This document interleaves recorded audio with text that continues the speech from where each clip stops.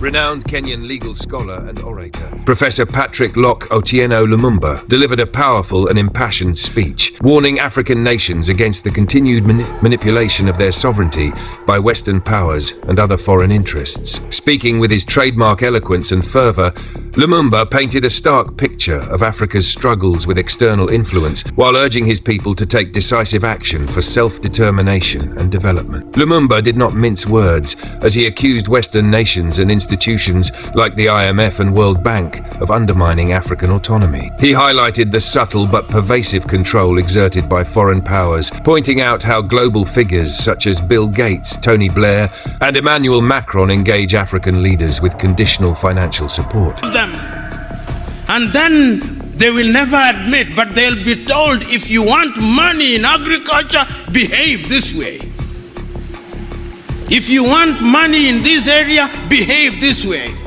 They will never tell that to the Chinese. They will never tell that to the Indians. They will never tell that to the Vietnamese. They will never tell that to the Koreans. But in Africa, they tell us. That is why, as I speak to you now, under this new scramble, the IMF and the World Bank are back, telling you who to hire in your universities, what to sell and what not to sell. It is a sad situation. So today, as I look at Africa in that new scramble, the Chinese are here. I hope that this institution was not built by the Chinese. But in Africa, they tell us, Lumumba declared, emphasizing the patronizing and unequal treatment of African nations compared to other developing regions. His critique extended to modern economic imperialism, where international financial institutions dictate policies on hiring, trade, and governance, a dynamic he described as a new scramble for Africa. Beyond condemnation, Lumumba called for introspection and collective action.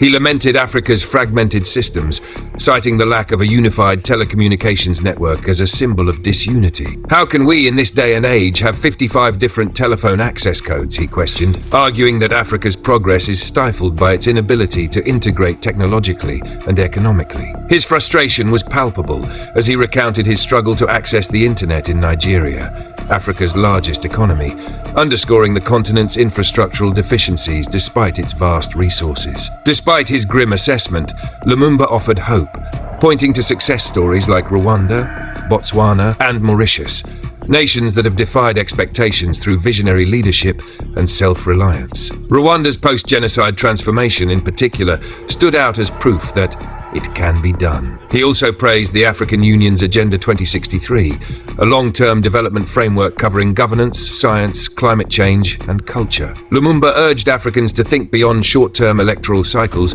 and embrace this continental vision. Lumumba's speech was not just a critique, but a call to action. He challenged the audience, educated, well-traveled Africans, to move beyond marveling at foreign achievements and instead feel pain for their continent's struggles. Go and do something about it, he urged, emphasizing that development is possible if Africans unite and resist external domination. PLO Lumumba's speech was a masterclass in rhetorical brilliance and political provocation. While some may dismiss his tone as overly confrontational, his message resonates with a growing Pan-Africanist movement demanding true sovereignty and self-sufficiency. In an era where Africa remains a battleground for global powers, Lumumba's words serve as both a warning and a roadmap. If only African leaders and citizens heed the call.